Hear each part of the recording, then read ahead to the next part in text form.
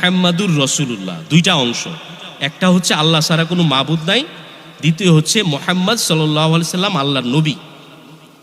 এই দুই কথা যখন ভিতরে আনছেন, মনে রাখবেন আপনি আপনার সফলতার দ্বার প্রান্তে প্রায় পৌঁছে গেছেন।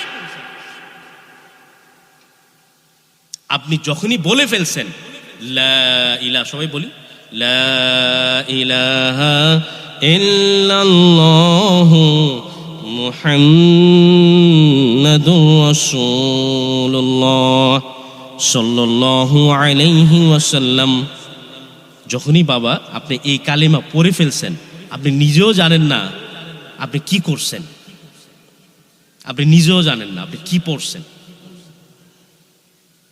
একজন যুবক, এই যে আমার সামনে কত যুবক, অনেক কিছু তোমাদের সামনে আসবে এই দুনিয়ার জিন্দিগিতে।